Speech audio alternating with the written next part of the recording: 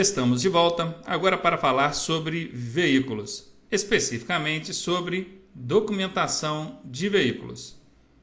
Vejamos: CRV, CRLV, DPVAT. O que significa cada uma dessas nomenclaturas? Vejamos: CRV, Certificado de Registro do Veículo. CRLV, que é diferenciado do CRV apenas pela letra L.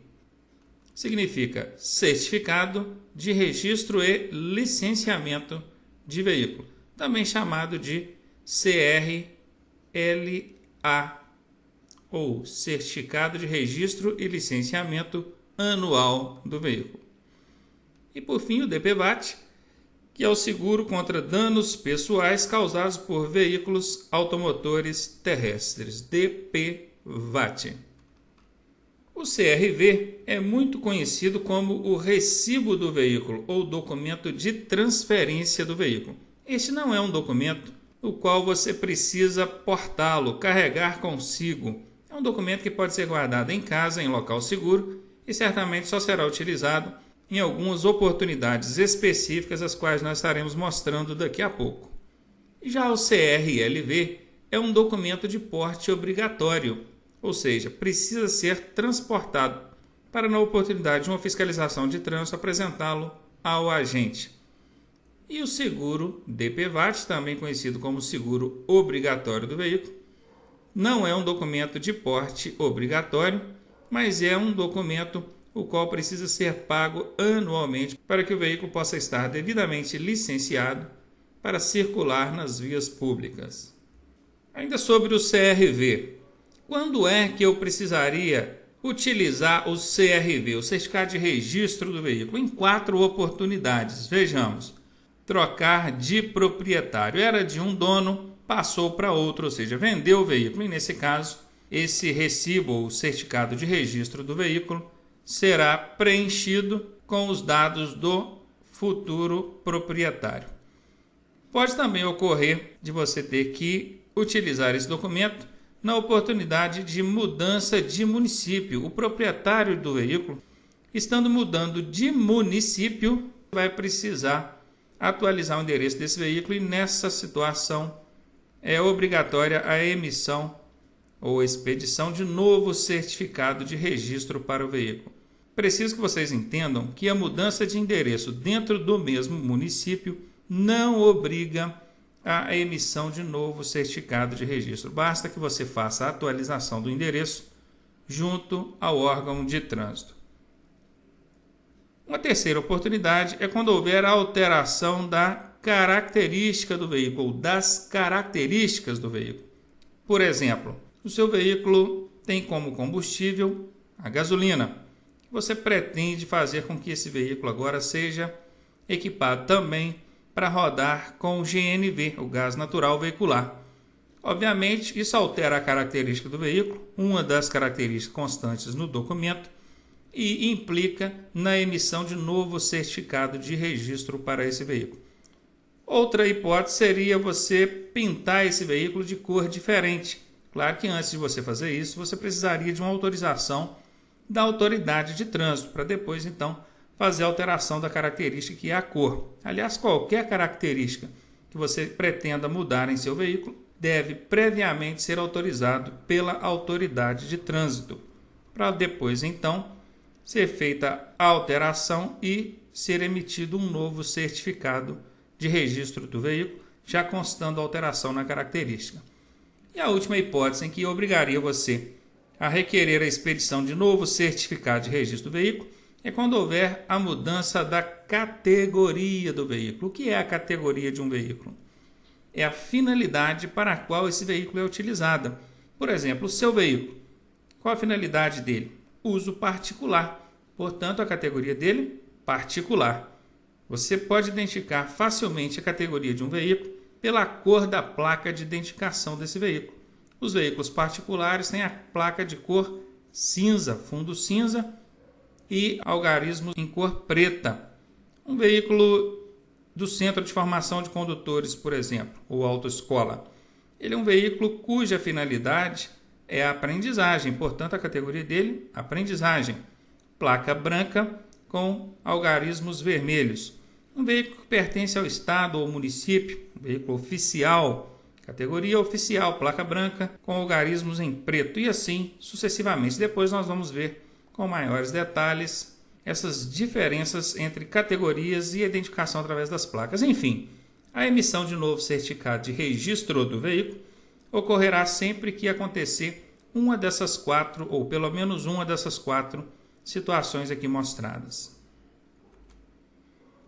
Sobre o CRLV, ou licenciamento do veículo, ele será licenciado anualmente, por isso ele pode ser chamado também de CRLA, Certificado de Registro e Licenciamento Anual, desde que não tenha débitos de multas ou impostos. Vale ressaltar que o veículo só pode circular na via pública se estiver devidamente licenciado. E o seguro DPVAT, ou seguro obrigatório, serve exatamente para cobrir danos pessoais. Peço que vocês prestem atenção na palavra pessoais. Cobre danos pessoais. O seguro obrigatório ou seguro DPVAT não cobre danos materiais. Para isso, você precisará fazer um seguro particular para o seu veículo. O seguro obrigatório ou seguro DPVAT não cobre danos materiais. Ele serve para indenizar vítimas de acidente de trânsito com invalidez permanente ou morte e ainda cobrir despesas hospitalares em caso de a vítima necessitar de atendimento médico hospitalar. É importante também ressaltar que a indenização ela é paga mesmo que o veículo não esteja com o seguro DPVAT pago. Vou repetir, porque isso parece um equívoco, mas não é. Ainda que o veículo não esteja com o seguro DPVAT pago, quitado em dia, ocorrendo o acidente, as vítimas têm o direito a receber a indenização. E agora falando sobre os documentos de porte obrigatório. Quais são os documentos de porte obrigatório? A habilitação, o CRLV, somente o CRLV como documento do veículo é de porte obrigatório. O L de licenciamento, que licencia o seu veículo a circular na via pública. Estes são os dois documentos de porte obrigatório, a habilitação e CRLV, Certificado de Registro e Licenciamento do Veículo. Esses documentos só serão aceitos quando apresentados em original. Em nenhuma hipótese o agente de trânsito poderá aceitar cópia, mesmo que autenticada, de um desses documentos. Cuidado, é muito comum em prova questões do tipo: a documentação será válida quando apresentada em cópia autenticada pelo delegado de trânsito. Está errado. A documentação será válida quando apresentada em cópia autenticada pelo chefe do Detran. Está errado. A documentação será válida quando apresentada em cópia autenticada pelo presidente da República. Está errado. Nenhuma dessas alternativas pode estar correta, porque ela vai em contradição à legislação de trânsito, que determina que tanto a habilitação quanto o certificado de licenciamento do veículo só poderão ser aceitos quando apresentado em original. Outra coisa que vocês precisam estar atentos em relação à plastificação desses documentos. A habilitação, principalmente, não pode ser plastificada em nenhuma hipótese. Vou repetir, em nenhuma hipótese. Ainda que em sua prova eles tentem te induzir ao erro, dizendo que se o chefe do Detran autorizar, pode. Que se o presidente da República autorizar, pode. Não pode, não pode e não pode. Esse tipo de documento não pode ser plastificado.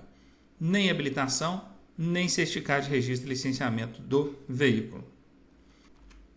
E para finalizar, eu quero dizer que a falta de porte desses documentos caracteriza a infração de trânsito. É uma infração de trânsito leve, mas é uma infração, vai gerar uma pontuação negativa no seu prontuário e o veículo vai ser retido até a apresentação do documento. Agora falando sobre venda de veículos, comprador e proprietário. Quem compra e quem vende. Quais são as hipóteses que precisam ser destacadas nessa oportunidade. O comprador de um veículo tem o prazo de 30 dias para transferi-lo para o seu nome, estando sujeito à pena de multa grave pelo descumprimento dessa determinação. Vamos destacar aqui: comprador tem prazo de 30 dias para transferir o veículo para o seu nome, estando sujeito à pena de multa grave pelo descumprimento dessa determinação. Agora, o que muita gente não sabe é que o vendedor também tem 30 dias de prazo para comunicar a venda do veículo ao órgão de trânsito. E ele, não fazendo isso, está sujeito à corresponsabilidade jurídica e administrativa em caso de sinistros ocorrentes com esse veículo. Vou repetir: o vendedor, ao vender o veículo, precisa, dentro do prazo de 30 dias, comunicar ao órgão de trânsito a venda do veículo. Para quê? Para que ele não seja corresponsabilizado jurídica e administrativamente em caso de sinistros que venham ocorrer com o veículo. Até deixei aqui para vocês uma figurinha bem animada. O vendedor que não fizer a comunicação, o que ele está arrumando? Problemas para ele, né? Está aqui carregando uma bitela de uma pedra. Problemão o fato de você não comunicar a venda do veículo. E quero destacar, grifar bem isso aí, porque não é prática comum entre os proprietários de veículos. Normalmente, a pessoa vende o veículo e acha que a responsabilidade está somente com o comprador. Agora, falando sobre a identificação do veículo. Um veículo pode ser identificado de várias formas, mas para vocês, na prova, vocês vão observar duas formas de identificação. A primeira delas é a identificação externa do veículo, que é feita através de placas. E a outra forma é a identificação obrigatória do veículo, que é feita através da numeração do chassi ou monobloco. Repetindo, se na sua prova cair uma questão perguntando como deve ser feita a identificação externa de um veículo, a única resposta válida: placas dianteira e traseira, sendo essa segunda, a traseira, lacrada ao veículo, de modo que não possa ser removida pelo seu proprietário. E a identificação obrigatória só poderá ocorrer através da numeração do chassi ou monobloco. Então, relacionem isso: identificação externa através de placas, identificação obrigatória através da numeração do chassi ou do monobloco. Vale ressaltar que conduzir veículo com o lacre, a inscrição do chassi, o selo, a placa ou qualquer outro elemento de identificação violado ou falsificado é infração gravíssima e dá apreensão do veículo e remoção do veículo. Agora, falando sobre a classificação dos veículos. Os veículos são classificados de três formas: tração, espécie e categoria. Todo veículo ele será classificado quanto à sua tração, quanto à sua espécie e quanto à sua categoria. Como que os veículos são classificados quanto à tração? Automotor, elétrico, tração animal, propulsão humana, reboque e semi-reboque. Isso é o que faz ele andar. Quando eu digo que um veículo foi classificado quanto à tração, eu estou fazendo menção ao que faz esse veículo andar. Ele é automotor? Ele é elétrico? Ele é de tração animal, propulsão humana, reboque ou semi-reboque? É o que faz ele andar, se movimentar.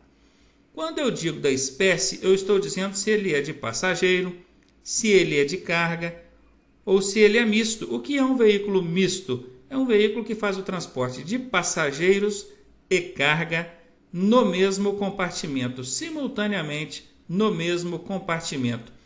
Em prova, isso é muito abordado. Veículo misto. O que é veículo misto? É o veículo que faz o transporte de carga e passageiro no mesmo compartimento. Você já deve ter ouvido falar sobre caminhonete, não é verdade? Vou escrever aqui para não ficar dúvida. Vejam: caminhonete. Caminhonete. Esse veículo aqui você já deve ter visto. Agora, caminhoneta, terminando com neta, eu imagino que poucos devem ter visto. E existe. A caminhonete, terminando com net, é um veículo de carga. Está aqui, veículo de carga. Agora, caminhoneta, sim, caminhoneta é um veículo misto, ou seja, faz o transporte de carga e passageiros no mesmo compartimento. Prestem atenção nisso. Anotem isso, porque isso vai cair na prova de vocês. Caminhonete é veículo de carga. Caminhoneta é veículo misto, carga e passageiro no mesmo compartimento. Temos também como espécie o veículo especial. O que seria um veículo especial? É um veículo que foi construído, desenvolvido para uma finalidade única. Vou dar um exemplo. O papamóvel. Para que serve o papamóvel? Você consegue comprar um papamóvel numa concessionária? Claro que não. O papamóvel é um veículo que foi desenvolvido exclusivamente para transportar o papa. Portanto, é um veículo especial. Ainda sobre veículos quanto à espécie, nós temos também o veículo de coleção ou colecionador, tracionador. O que é um veículo tracionador? É um veículo que puxa outro veículo. A unidade tratora de uma carreta, o cavalo de uma carreta, é um veículo tracionador. E temos também os veículos de competição, que servem única e exclusivamente para competições esportivas. E quanto à categoria? Lembram que eu mencionei agora há pouco sobre categoria de veículos? É a finalidade para a qual esse veículo é utilizado. Ele é particular, placa cinza. Ele é aluguel, placa vermelha. Ele é oficial, placa branca com algarismos pretos. Ele é de aprendizagem, placa branca com algarismos vermelhos. Ainda temos diplomático, experiência, fabricante, coleção. Vejam que o veículo coleção ele entra tanto quanto espécie quanto categoria, que é também a finalidade para a qual ele é utilizado. E com isso nós vimos aí a especificação de cada uma dessas classificações de veículos: tração, espécie e categoria. Decorem isso, isso vai cair na prova de vocês. E agora nós vamos falar sobre as placas de identificação. Já que nós mencionamos tantas vezes que cada categoria é representada por uma cor de placa de identificação, vamos ver então como são essas placas. Nós temos aqui as mais comuns primeiramente. Olha, a particular, que é a placa cinza com algarismos pretos. Tem a de aluguel, é vermelha com algarismos brancos, seria o táxi, caminhão, ônibus. Aprendizagem, o veículo da autoescola, branco com algarismos em vermelho. Oficial, pertence ao estado, ao município, branco com algarismos pretos. A partir daqui já não são tão comuns. Experiência, fabricante, veículos de autoridades. Nós temos o de colecionador e, por fim, de corpo diplomático ou missão diplomática, que é um azul mais claro com algarismos em branco. Então, aí apresentado para vocês, é uma questão mesmo de decorar. Eu acho pouco provável que venha perguntar em prova questões relacionadas a essas placas abaixo da linha aqui, certo? Pouco provável. Se perguntar, vai ser sobre a placa oficial, a particular, a de aluguel e de aprendizagem. Portanto, bastante atenção nessas e as demais somente para fins de conhecimento. Vamos falar agora sobre as dimensões dos veículos.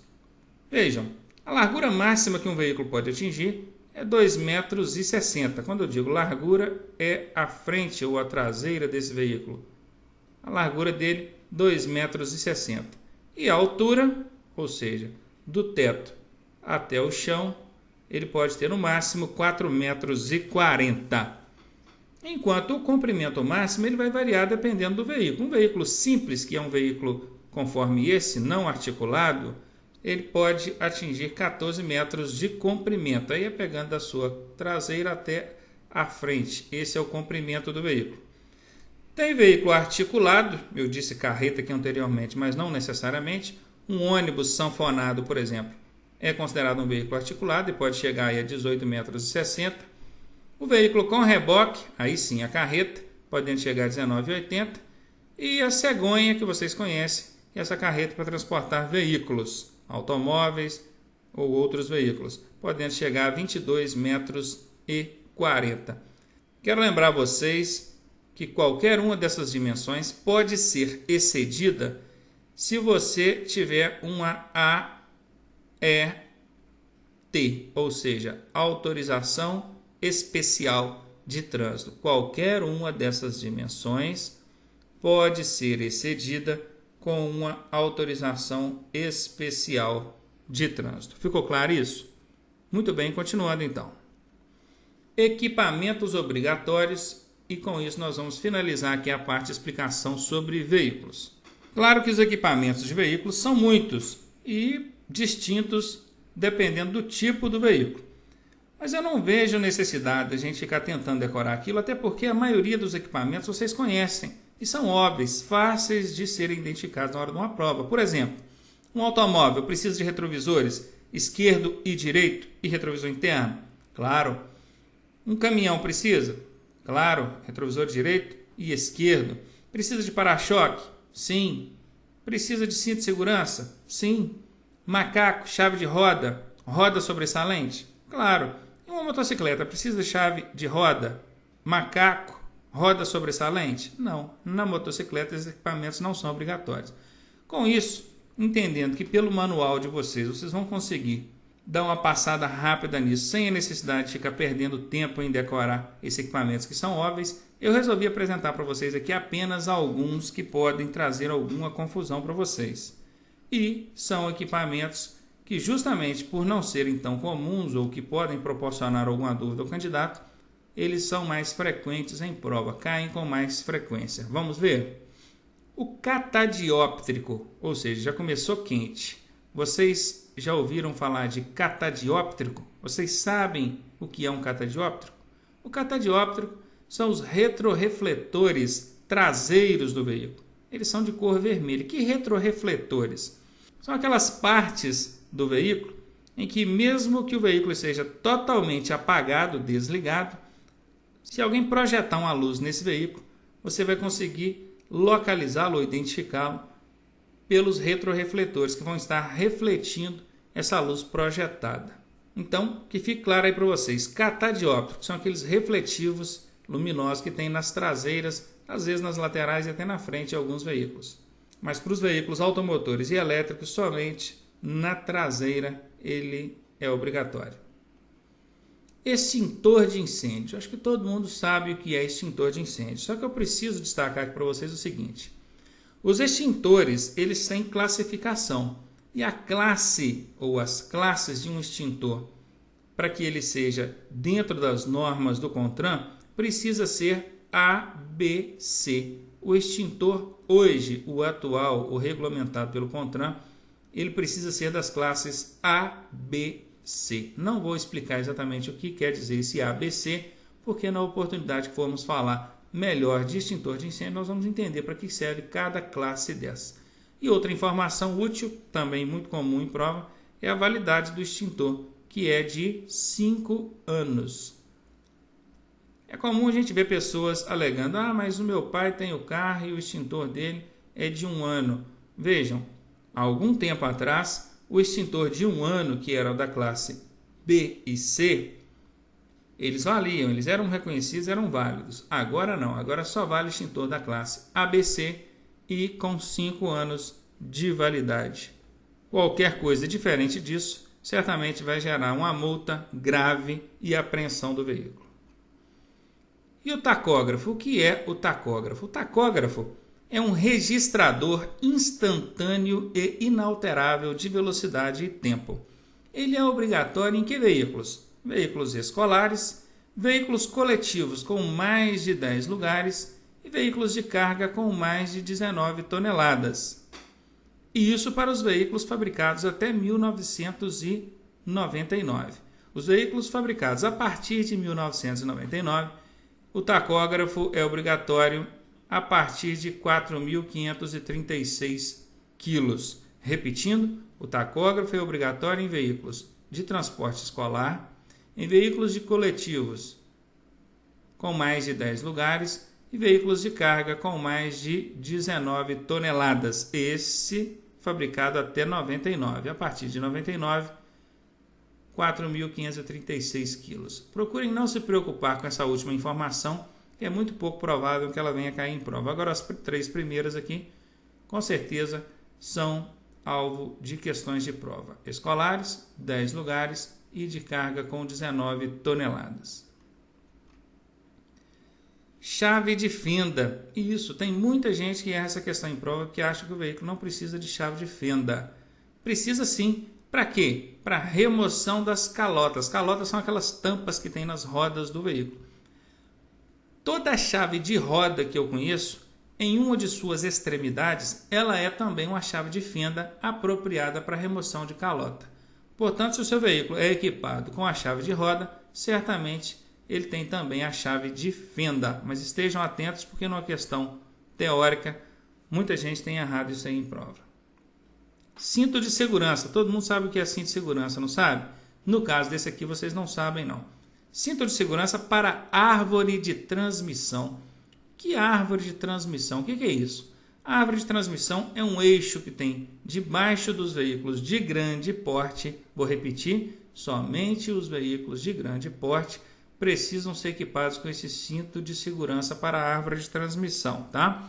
Então, os veículos de grande porte equipados com essa árvore de transmissão, também chamada de eixo cardan, precisam ter uma corrente, uma haste, alguma coisa passando por baixo desse veículo para poder amparar esse eixo, essa árvore de transmissão, caso ela quebre.